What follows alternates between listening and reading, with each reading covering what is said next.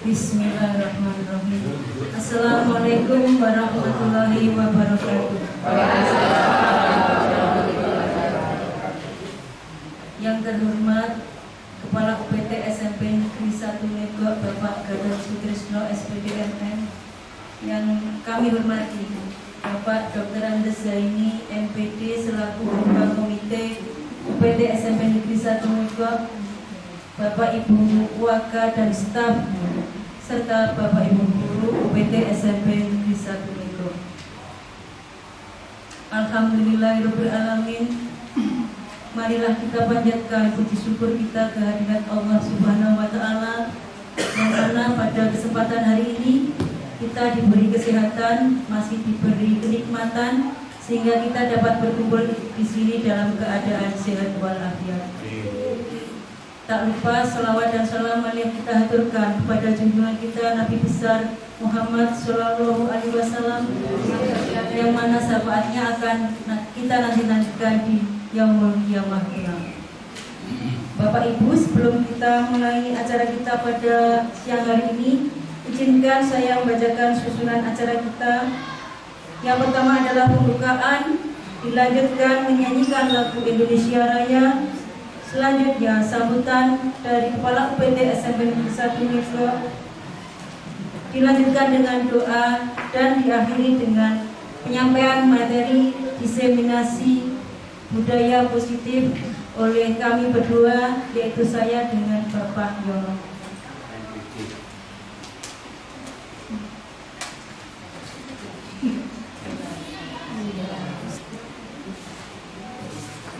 Sebelumnya,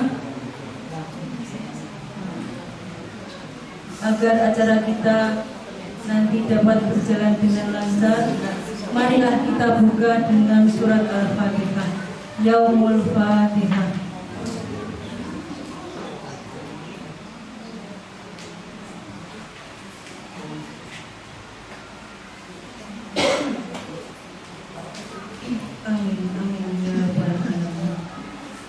Selanjutnya sambutan dari Kepala UPT SMP Negeri 1 Megok, menyanyikan Indonesia Raya. Ya, mohon maaf Bapak Ibu. Acara berikutnya adalah menyanyikan lagu Indonesia Raya. Pada yang bertugas silahkan maju ke depan.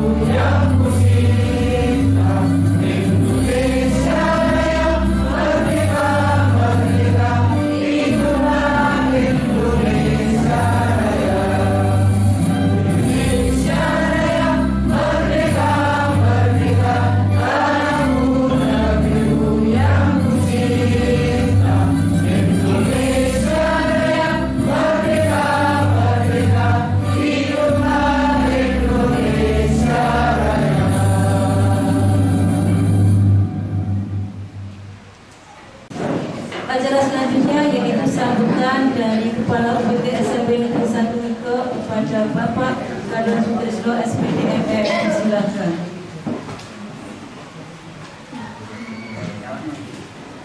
Selamat siang dan salam sejahtera untuk kita semuanya. Bismillah, alhamdulillah, la haula wala quwwata illa billah mal batu. Mendapat apa dari beliau dan bisa masuk ke berkahnya Allah. Bapak dan Ibu, ini panjenengan kita undang di plan ini ada beberapa hal yang perlu kita sampaikan.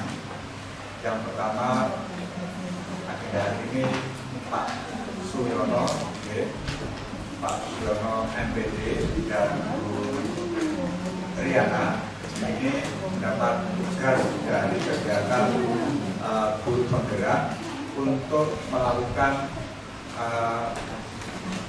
IHT terkait dengan budaya positif. Dan kemarin sudah lapor ke saya, Pak Gatot, saya sama Bu Riana sejak hari Minggu itu saya sudah berpuasa sama Bu Riana, berpuasa 3 hari, jadi 3 malam. Tujuannya apa? Biar budaya positif ini betul-betul terimbas pada kita semuanya. Jadi berpuasa, jangan berpuasa. Kalau pakai belum juga.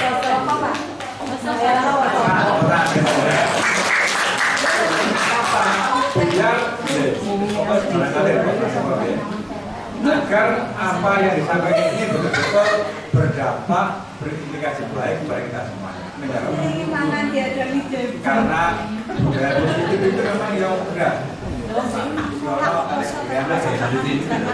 Ini nanti makanya dari semuanya menyampaikan hasil praktek baik di samping diunggah di PMM, itu juga perlu Bapak Ibu menyampaikan mengisi mengeksplor di sekolah. Nah, untuk itu di sekolah perlu ada tim yang menangani, ada tim yang menangani. Maka Bapak dan Ibu, tolong Bapak dan Ibu untuk kegiatan ini yang betul-betul dengan baik-baiknya, dan pada waktu panjenengan mengupload sebelumnya ini betul-betul harus dikritisi. Jangan sampai nanti apa yang kita unggah nanti menimbulkan masalah. Karena apa? Di sekolah itu termasuk layanan publik untuk orang lain. Agar itu harus dikritisi, harus dicermati betul sebelum diunggah.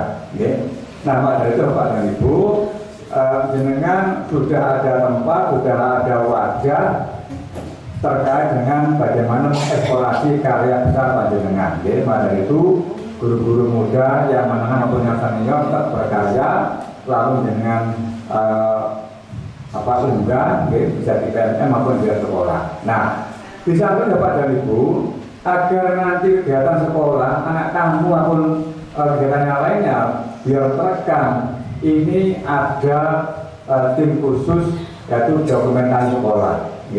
Tujuannya apa? Tujuan nanti biar kegiatan apapun ini terdokumentasikan dengan baik. Nanti suatu saat nanti diperlukan sudah tidak bingung lagi golek data. Jadi ini penting Bapak dan Ibu. Nah, tempatnya di mana? Tempatnya ada di ruang PTK itu. Mendapat keberkahan bagi kita semua dan mendapat ridha dari Allah Subhanahu wa Ta'ala. Marilah kita berdoa. Doa akan dipandu oleh Bapak Masjid SPD. Pada Bapak Masjid SPD disilahkan.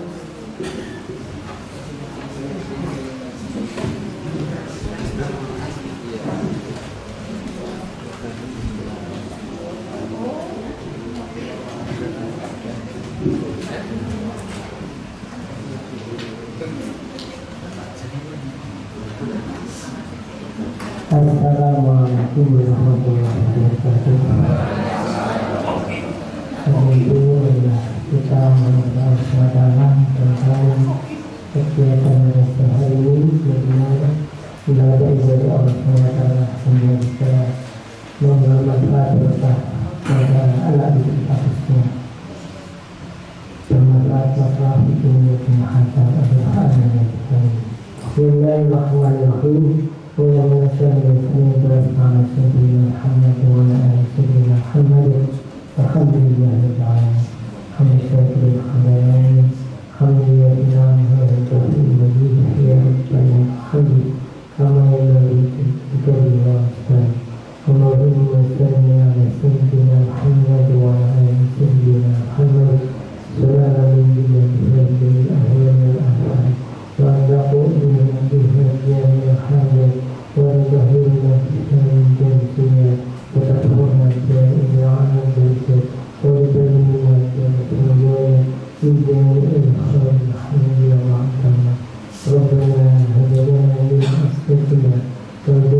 العالمين وجعلنا بين إياه ربنا آتنا في الدنيا حسنة وفي الآخرة وقنا عذاب النار وصلى الله على سيدنا محمد وعلى آله وسلم سبحان ربك رب العزة عما يصفون وسلام على المرسلين والحمد لله رب العالمين. Wassalamualaikum warahmatullahi wabarakatuh.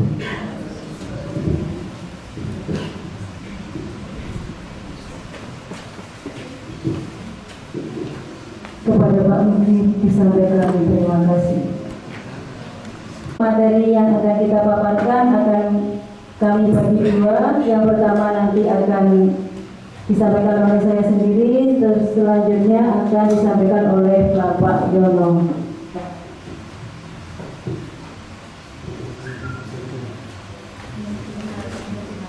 Oke, sebelum kita mulai, saya ada pantun yang sudah saya tulis dari subuh tadi, Bapak Ibu.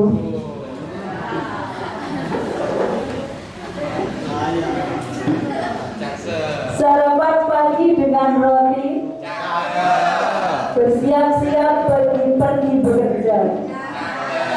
Sebelum masuk ke pembahasan inti, saya menyapa apa kabar semuanya.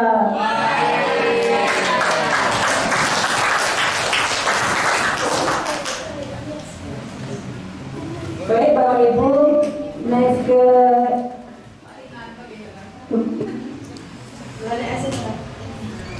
es krim.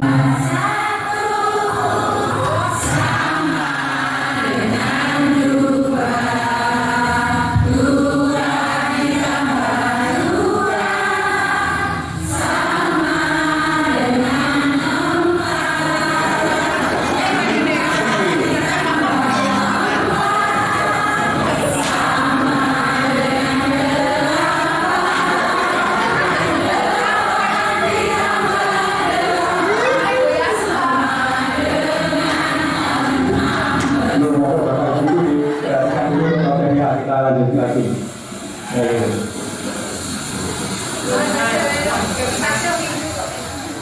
Terbentuklah satu ditambah satu.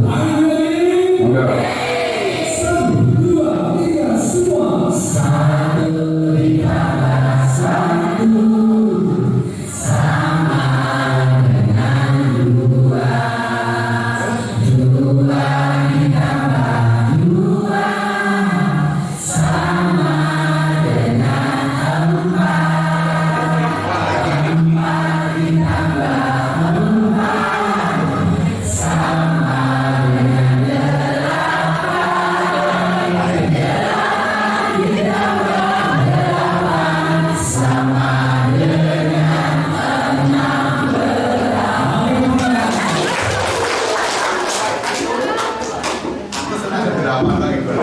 Terima kasih sudah tidak mengantuk lagi ya Bapak Ibu. Nanti ada SBK kedua nanti oleh Pak Yono. Saya ini ada hal penting untuk nama papan nama sekolah kita. Kami di Guru Penggerak sudah belajar modul 1.1, 1.2, dan 1.3, yaitu tentang pemikiran Ki Hajar Dewantara, yang kedua tentang nilai dan peran guru penggerak serta visi guru penggerak. Nah, berdasarkan modul 1.1, pemikiran Ki Hajar Dewantara yang telah kita ketahui yang menyatakan bahwa pendidikan itu adalah menuntun, menuntun segala kodrat yang ada pada anak agar anak-anak kita ini mencapai keselamatan dan kebahagiaannya yang setinggi-tingginya. Nah, yang kita garis bawahi adalah kata menuntun ini. Saya misalkan begini, sekolah kita atau sekolah ini adalah wadah untuk bercocok tanam, dan kita sebagai pendidik atau guru ini kita ibaratkan sebagai seorang petani, dan siswa-siswa kita ibaratkan padinya. Nah, sebagai seorang petani memiliki peranan yang penting di dalam menumbuh kembangkan tumbuhnya tanaman padi tadi, Bapak Ibu. Saya lanjut, Nah, dari yang sudah saya sampaikan tadi, di lingkungan sekolah ini kita sebagai pendidik harus mampu menciptakan lingkungan sekolah yang baik. Di dalam lingkungan sekolah yang baik ini perlu adanya apa, Bapak Ibu? Saling, tadi yang sudah disampaikan oleh Pak Garat tadi, saling mendukung, saling bekerja sama, berawal dari kebiasaan-kebiasaan baik yang ada pada diri kita. Saya percaya Bapak Ibu semua ini sudah mempunyai kebiasaan-kebiasaan yang baik. Terus kebiasaan-kebiasaan yang baik yang sudah kita miliki ini nanti akan membentuk yang namanya karakter-karakter baik. Nah, dari karakter-karakter baik nanti akan membentuk yang namanya budaya positif. Next, Pak Bibi. Nah, budaya positif, apa itu budaya positif? Dapat panjenengan lihat di depan. Budaya positif adalah nilai-nilai, keyakinan-keyakinan, kebiasaan-kebiasaan di sekolah yang berpihak pada murid agar murid dapat berkembang menjadi pribadi yang kritis, penuh hormat dan bertanggung jawab. Mereka yang akan kita uraikan nanti. Next, Pak Vicky. Konsep inti budaya positif ada beberapa aspek. Yang pertama adalah perubahan paradigma belajar. Yang kedua, disiplin positif. Ketiga, nilai-nilai kebajikan. Keempat, kebutuhan dasar manusia. Kelima, motivasi perilaku manusia. Keenam, posisi kontrol guru. Ketujuh, keyakinan kelas. Dan yang terakhir adalah segitiga restitusi. Nah, ini nanti akan kita kupas bersama dengan Pak Yono. Monggo Pak Vicky, next. Paradigma baru. Nah, kita sudah sering mendengar paradigma baru. Pembelajaran paradigma baru apa? Itu pembelajaran paradigma baru merupakan pembelajaran yang dirancang berdasarkan prinsip pembelajaran berdiferensiasi sehingga para peserta didik belajar sesuai kebutuhan dan kemampuannya berdasarkan tahap psikologi modern untuk mewujudkan profil pelajar Pancasila. Nah, ini endingnya di kurikulum Merdeka ini adalah yaitu mewujudkan profil pelajar Pancasila. Nah, sebelum kita ke sini, saya mohon ke Bapak Ibu untuk mengepalkan tangan panjenengan. Kiri Pak kanan. Ini manggakan, boleh kiri, boleh kanan. Mengepalkan tangan panjenengan ya. Panjenengan bayangkan kepala tangan panjenengan ini adalah sesuatu yang sangat penting di kehidupan panjenengan, yang sangat penting bagi panjenengan. Terus silakan bisa berhadapan-hadapan dengan temannya. Sebelum saya nanya Bapak Ibu, Siapa nih? Cerita ya.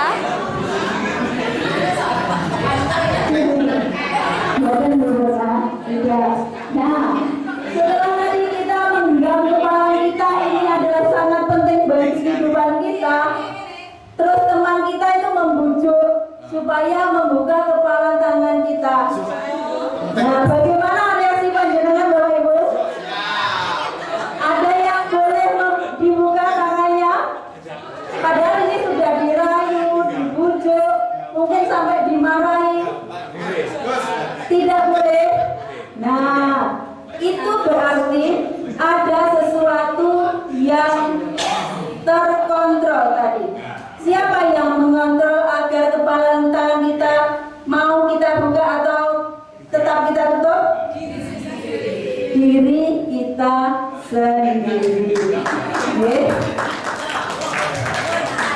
Monggo silakan menghadap ke sini lagi.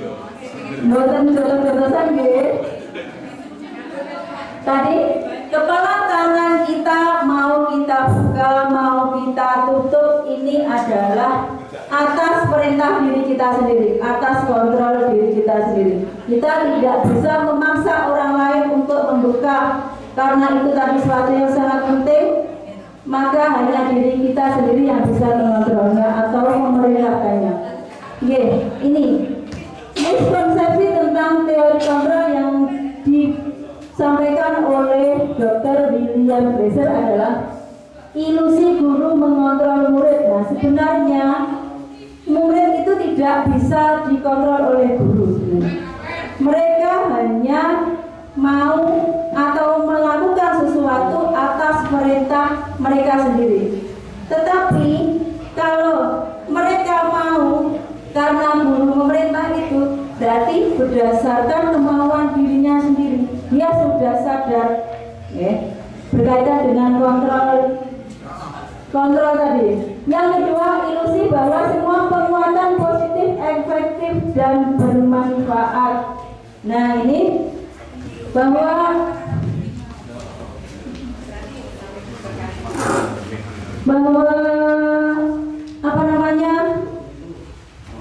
bujukan atau rayuan atau nasihat yang kita sampaikan kepada murid kita itu memang bagus, memang baik, tujuan kita kan memang baik ya. Tetapi kalau terus-menerus dinasihati, terus-menerus dibujuk, itu bagaimana Bapak Ibu? Ada yang menjawab bosan, mungkin Pak Agus sepertinya berpikir keras Pak Agus. Iya, saya berpikir. Berikan Pak Agus, pendapat Pak Agus. Anak itu akan bagaimana? Ya, kan begini Bu ya, tadi kan untuk membuka apa yang kita genggam tadi kan atas perintah diri kita sendiri. Nah, guru tugasnya adalah merayu, mengubah menjadi lebih baik. Artinya ketika anak itu bisa menentukan apa yang diberikan dari luar tadi, merasa dirinya baik, kemungkinan anak mau membuka itu. Kan gitu Bu ya. Dengan demikian kemungkinan besar menurut saya pendirian yang hebat bagi diri anak-anak itu penting. Tetapi akan lebih penting lagi jika anak bisa menentukan apa yang diperoleh dari luar itu, bisa mengembangkan diri. Mungkin begitu. Terima kasih Pak Agus. Tepuk tangan buat Pak Agus. Betul Pak Agus. Bujukan atau nasihat dari kita itu memang penting, tetapi jangan terlalu berlebihan, karena ini akan menimbulkan ketergantungan nantinya Pak. Anak tidak bisa mandiri karena tidak ada dorongan dari dirinya sendiri tadi Pak. Oke, kita lanjut. Yang selanjutnya adalah ilusi bahwa kritik dan membuat rasa bersalah mampu menguatkan karakter. Nah, kita memberi kritik kepada anak-anak itu bagus napa mboten nggih? Kita memberi kritik kepada anak-anak bagus sejauh itu kritiknya membangun terus. Oke, yang terakhir ilusi bahwa orang dewasa berhak memaksa. Berhak napa mboten nggih Bapak Ibu? Dan bagaimana? Kadang-kadang. Ada yang lain mungkin? Tidak mereka kata saya wajib. Ya, cenderung wajib. Kita wajib. Memaksa itu wajib untuk hal yang baik. Untuk hal-hal yang baik. Terima kasih Bunda dan Bu Purna. Ilusi bahwa orang dewasa berhak memaksa anak itu adalah keliru, tetapi untuk hal-hal yang baik tadi tidak apa-apa atau diperbolehkan. Oke, next Mas. Nah, ini mengubah paradigma stimulus respon ke pendekatan teori kontrol. Di sebelah kanan ada stimulus respon, di sebelah kiri ada teori kontrol. Kita lihat yang pertama Bapak Ibu,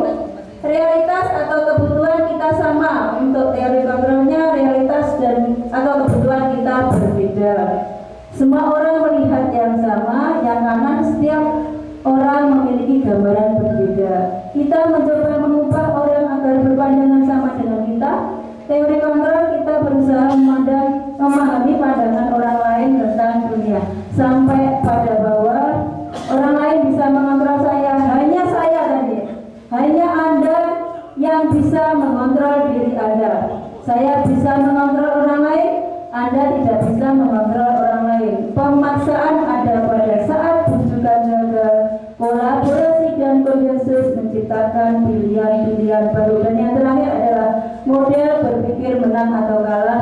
Model berpikir menang-menang. Kira-kira setelah ada perubahan paradigma dari stimulus respon ke pendekatan teori kontrol, kira-kira panjenengan cocok yang mana Bapak Ibu? Teori kontrol. Berana? Teori kontrol. Ke teori kontrol ya berana. Karena teori kontrol ini tadi sudah diuruskan Dr. William Glaser tadi. Oke, next Mas.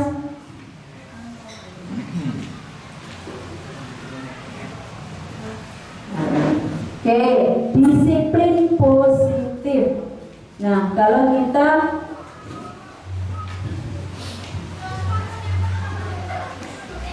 mendengar kata disiplin, apa yang ada di benak Bapak Ibu?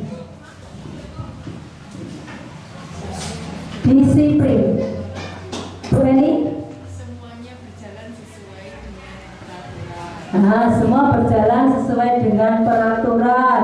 Ada lagi mungkin? Tertib. Nggih, nama malih?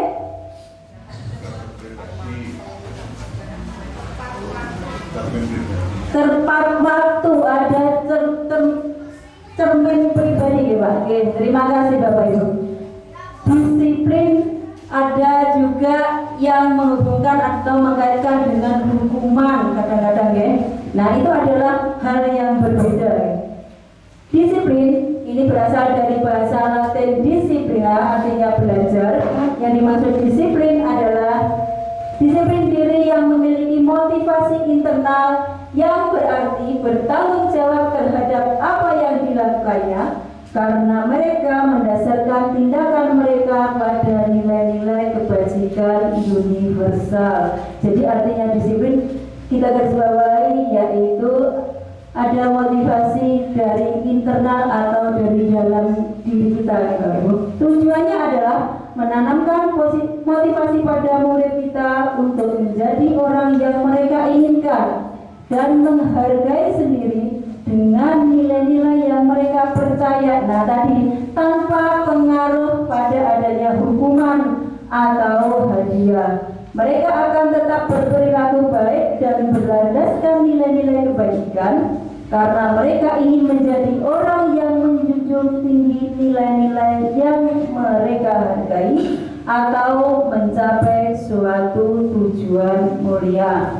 Nah, yang di bawahnya sebagai pendidik tujuan kita adalah ini, menciptakan anak-anak yang memiliki disiplin diri sehingga mereka bisa berperilaku dengan mengacu pada nilai-nilai kebajikan universal dan memiliki motivasi intrinsik, bukan motivasi ekstrinsik ya. Berarti motivasi yang ada dalam diri mereka, dari diri mereka sendiri. Oke, lanjut. Nilai-nilai kebajikan yaitu sifat-sifat positif manusia yang merupakan tujuan mulia yang ingin dicapai setiap individu sebagai fondasi berperilaku. Ini mestinya sudah kita miliki ya Bapak Ibu, nilai-nilai kebajikannya. Yang pertama, profil pelajar Pancasila. Ada berapa dimensi Bu? Ada 6 dimensi dalam profil pelajar Pancasila: beriman, bertakwa kepada Tuhan Yang Maha Esa dan berakhlak mulia, mandiri, bernarnetis, berkebinekaan global, bergotong royong dan kreatif. Ada dan Ipo Primaries Program PYP, toleransi, rasa hormat, integritas, mandiri, menghargai, antusias, empati, keingintahuan, kreativitas, kerjasama, percaya diri, dan komitmen. Dan 9 pilar karakter ada cinta Tuhan dan segenap ciptaannya, kemandirian dan tanggung jawab, kejujuran atau amanah, diplomatis, hormat dan santun, dermawan, suka menolong dan gotong royong, percaya diri, kreativitas dan bekerja keras, kepemimpinan dan keadilan, baik dan rendah hati, toleransi, kedamaian dan kesatuan. Nah, ini adalah nilai-nilai kebajikan yang perlu kita tanamkan anak-anak. Aspek berikutnya adalah kebutuhan dasar manusia. Setiap kita pasti mempunyai kebutuhan dasar, Bapak Ibu. Ya, terima kasih. Kebutuhan dasar ini dapat diartikan semua usaha terbaik yang kita lakukan untuk mendapatkan apa yang kita inginkan. Contohnya apa nih Bapak Ibu? Contohnya apa? Kebutuhan kita? Sandang, pangan, papan, bersosialisasi, apalagi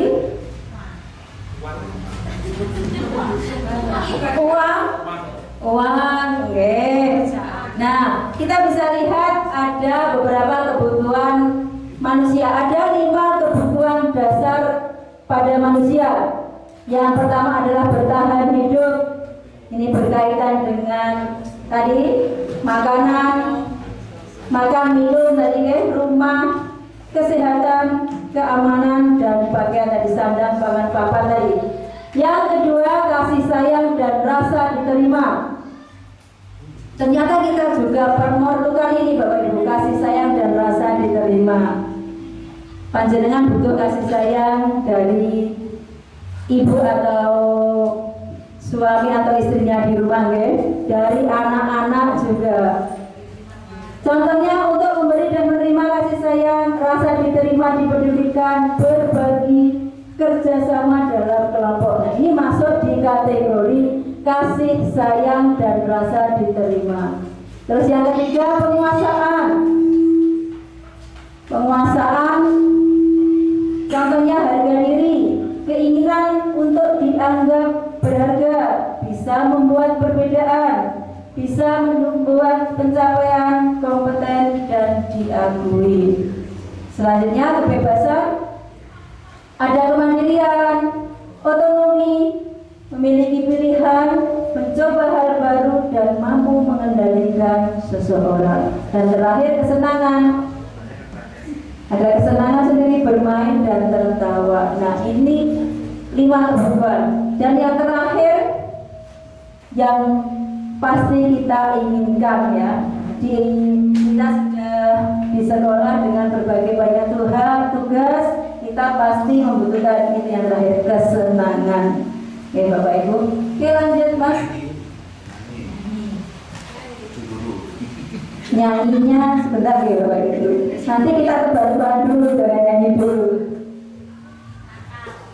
Motivasi perilaku manusia. Nah, 3 motivasi perilaku manusia ini ada 3 Bapak Ibu.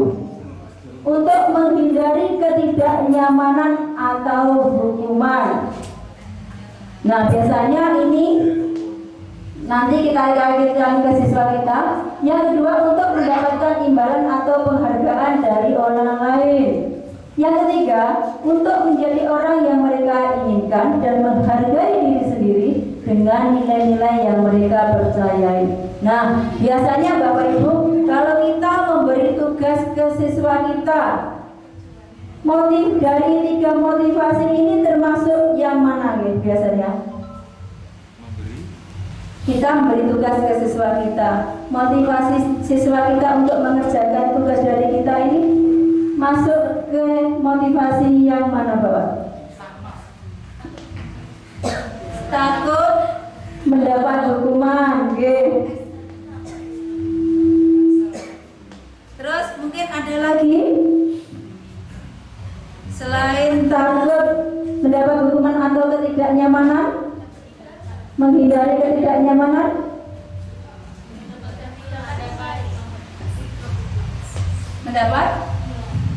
mendapat nilai, nggih. Berarti untuk menghindari ketidaknyamanan kalau nilai ini. Terus lagi, nah mungkin ada yang memberi hadiah ya untuk mendapat imbalan. Ternyata dari 3 motivasi ini, nomor 1 dan 2 itu adalah masuk ke motivasi eksternal. Karena kita yang memberikan tadi ya, orang lain yang memberikan motivasi itu. Yang ketiga, nah ini yang kita bahas tadi, untuk menjadi orang yang mereka inginkan dan menghargai diri sendiri dengan nilai-nilai yang mereka percaya. Ini adalah motivasi internal. Nah, kita menginginkan anak-anak kita mengerjakan tugas atau menyelesaikan tugas yang kita berikan ini, ada motivasi dari dirinya sendiri. Tidak kok harus mendapat nilai bagus atau mendapat hadiah atau supaya tidak mendapat hukuman, tetapi nanti ada motivasi dari anak-anak sendiri untuk menyelesaikan tugas. Tetapi kalau misalnya Bapak Ibu memberi hadiah bukan karena mendapat hadiahnya, tetapi sudah ada kesadaran dari dirinya sendiri untuk menyelesaikan tugas, dan imbalan itu hanya Bapak Ibu? Nah, pemantiknya saja gitu. Oke, lanjut Mas. Next, Pak Bini.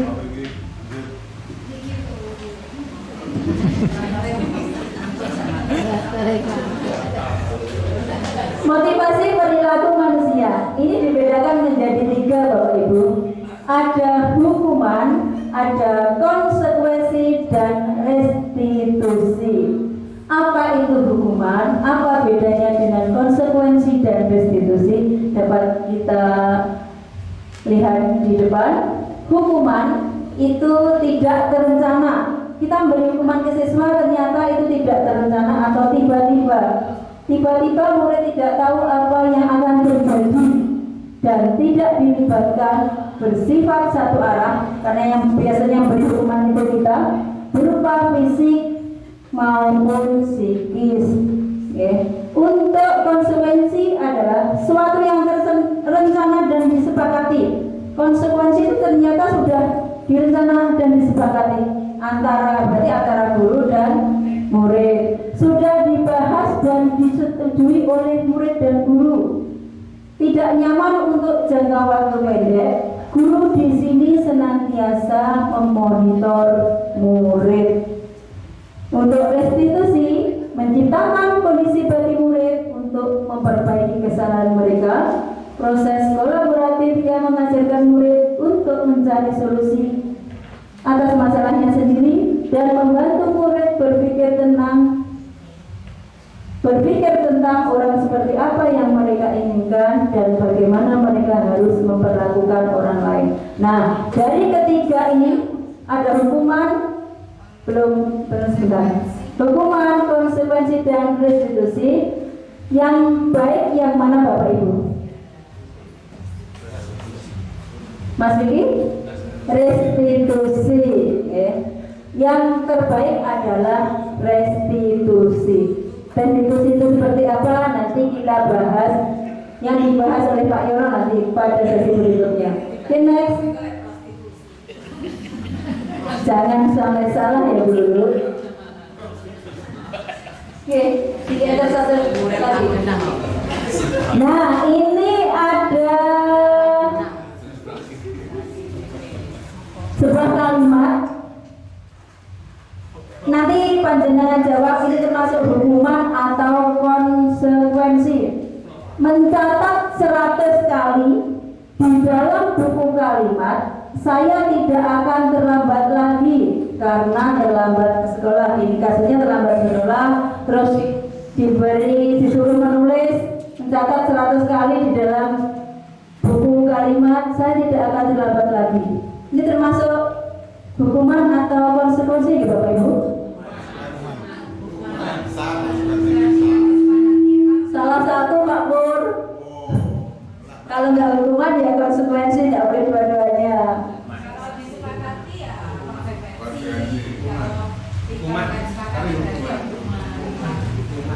Pak hukuman. Pak Dani hukuman. Dulu tadi tergantung. Tidak ada tawar menawar dulu. Hukuman atau konsekuensi? Hukuman. Oke, coba kita lihat jawaban yang betul. Konsekuensi ternyata Bapak Ibu. Disuruh mencatat walaupun 100 kali di dalam sebuah buku kalimat, saya tidak akan terlambat termasuk konsekuensi. Oke, yang kedua Mas Vicky. Lari mengelilingi lapangan basket 2 kali karena terlambat hadir di sekolah.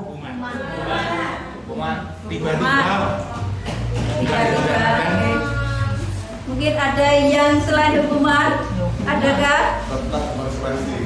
Pak Pur tetap berpegang pada konsekuensi. Tadi kebanyakan tapi hukuman, Oke, Mas Vicky, coba kita lihat jawabannya betul. Hukuman. Lari mengelilingi lapangan walaupun 2 kali, Bapak Ibu, tapi masuk ke hukuman. Oke, yang berikutnya, membersihkan coretan yang dibuat di meja tulis. Konsekuensi. Coba kita lihat apakah betul konsekuensi. Betul. Tepuk tangan untuk Bapak Ibu semua. Lagi Mas. Murid diminta untuk push up 15 kali karena tidak menggunakan masker ke sekolah. Hukuman. Yang dibuatnya di meja tulis. Tanya tidak ada, Bu. Itu konsekuensi atau hukuman? Diminta push up 15 kali karena tidak menggunakan masker ke sekolah. Hukuman. Yang sebelah sini Ibu. Hukuman. Oke, kita lihat Pak Vicky. Ya, termasuk hukuman. Oke, masih ada lagi. Nah, berjemur di lapangan basket pukul 12 siang karena mengobrol dengan teman. Jelas ini ya? Sepertinya jelas. Oke, kita lihat hukuman. Masih ada lagi Pak Billy?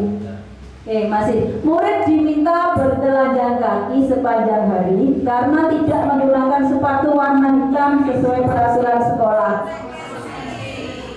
Konsekuensi. Adakah yang menjawab hukuman? Pak Miki hukuman. Jangan-jangan sudah melihat di situ.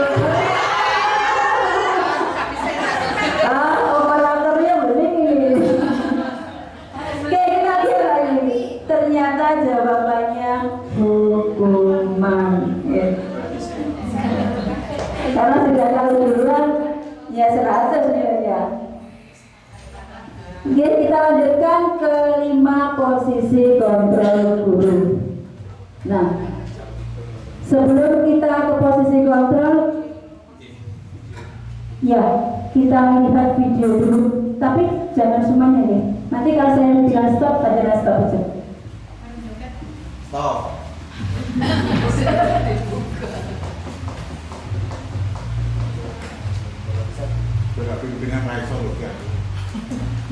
Bapak Ibu, nanti dengan perhatikan ada kasus ini yang terjadi di sekolah. Salam bahagia Ibu dan Bapak Guru hebat.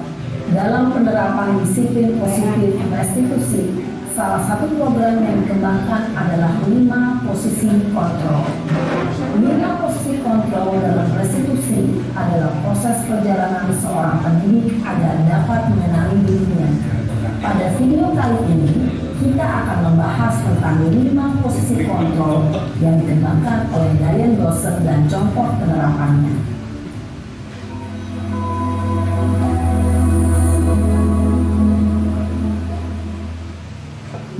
Posisi kontrol itu adalah 1. Posisi penghukum, 2. Posisi pembuat rasa bersalah, 3. Posisi tenang, 4. Posisi pemantau atau monitor, dan 5. Posisi manajer. Untuk lebih memahami kelima posisi tersebut, mari kita saksikan kasus Naren yang terlambat hadir 20 menit di sekolah dan melihat bagaimana kelima posisi kontrol dalam menghadapi masalah tersebut.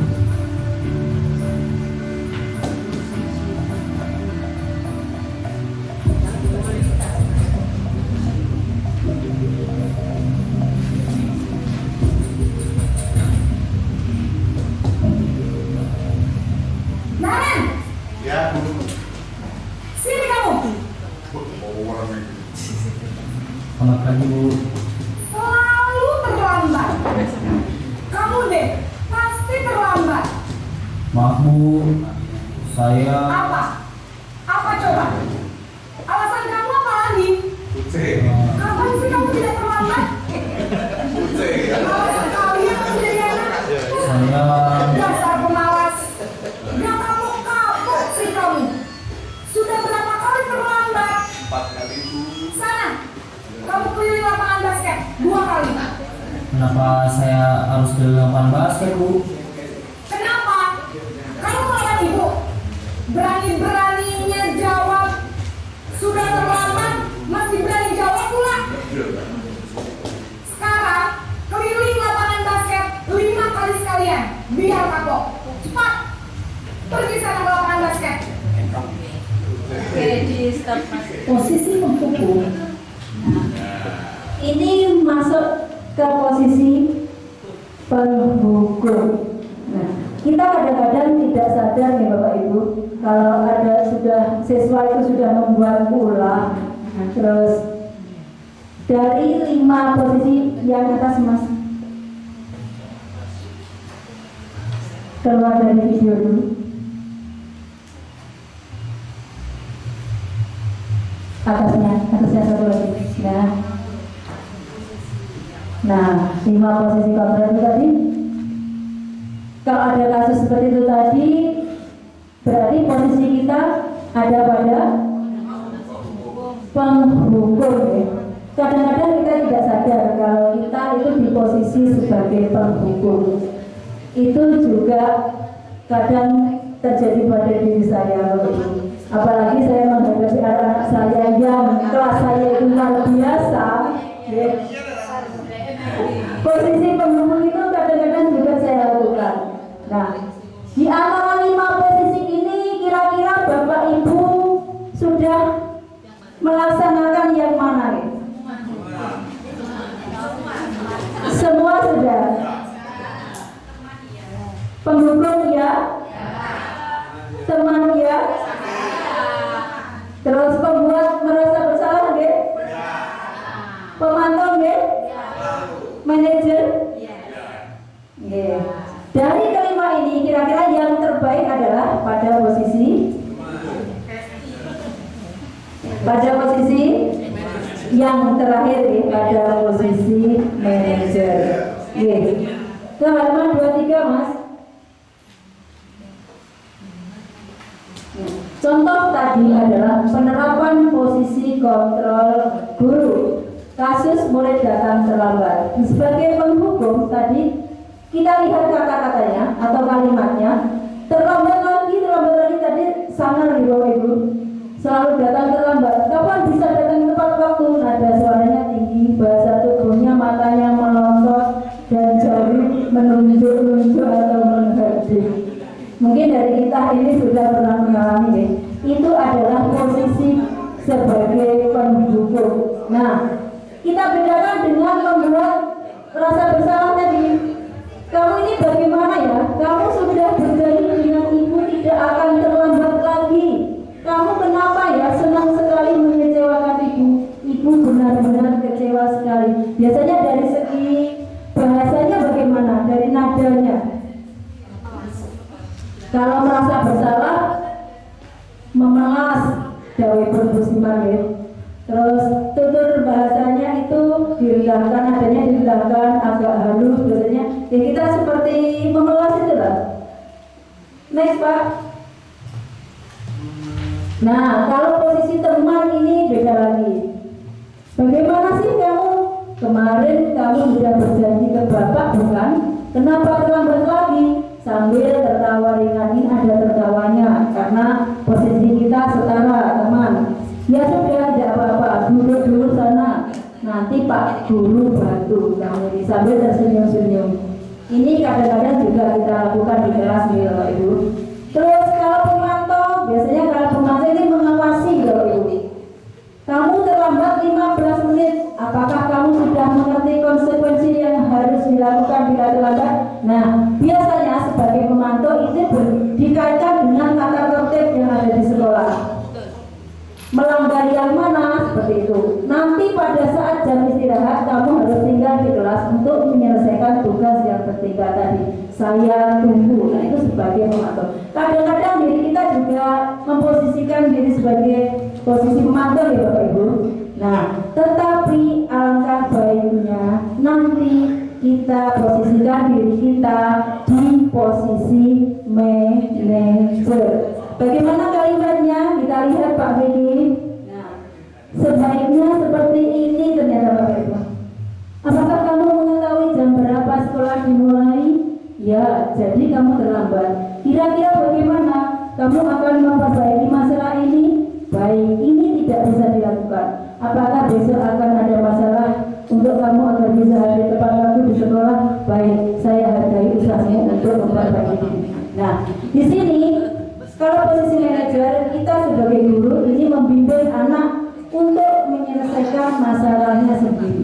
Tidak menghukum, tidak sebagai teman, tidak sebagai pemantau tadi, tetapi kita berusaha membimbing untuk anak itu bisa menyelesaikan diri dengan menyadari kesalahannya sendiri. Oh iya, saya terlambat, terus cara menyelesaikan ini bagaimana? Nah, ini nanti akan kita bahas lebih seru yang sesi kedua nanti oleh Pak Yono. Mungkin Pak Jenengan akan diutus mendramakan atau memperagakan sesuatu.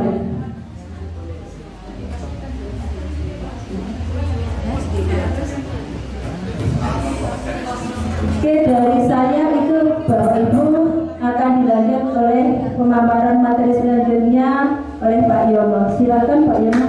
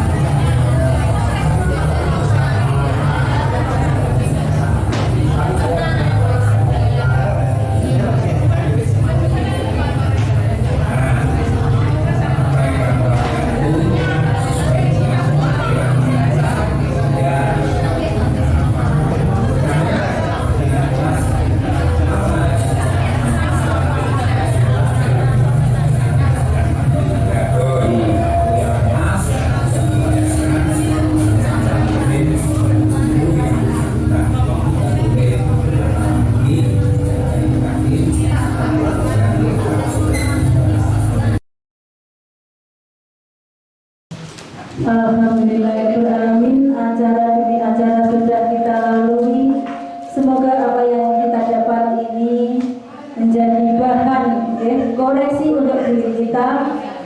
Dimulai dari diri kita dulu untuk membiasakan kebiasaan-kebiasaan yang baik sehingga nanti akan terbentuk karakter-karakter yang baik dan akhirnya akan membentuk budaya yang positif. Sebelum saya tutup, ada pantun penutup lagi dari saya. Naik bis ke Bungurase, di Bungurase membeli pepaya. Kami ucapkan terima kasih kepada Bapak Ibu semua. Wassalamualaikum warahmatullahi wabarakatuh. Bapak Ibu, pamit ya tidak baik guys. Ini wakil sekolah kita yang itu sekolah penggerak. Materi itu apapun tak dukung Bapak Ibu ya. Masa akhirnya nggak kita dukung karena ini wakil kita. Pokoknya ditugasi ya mungkin sih bukan besar Bapak Ibu ya. Materi itu yang sudah ada tampil seperti ini tak dukung dan alhamdulillah hari ini panjang tampilkan support yang baru dan luar biasa. Oke, sekali kita mau tampil semuanya. Selain muncul ada Bu kita, ada Bu Umi Koira, ada lagi Bu Vivi, ada lagi Pak Dedi dan sebagainya. Akan jadi guru penggerak. Kita dukung sebanyak-banyaknya minimal nanti sampai 15 guru penggerak. Tepuk tangan kita semuanya. Ayo sampai lagi luar biasa.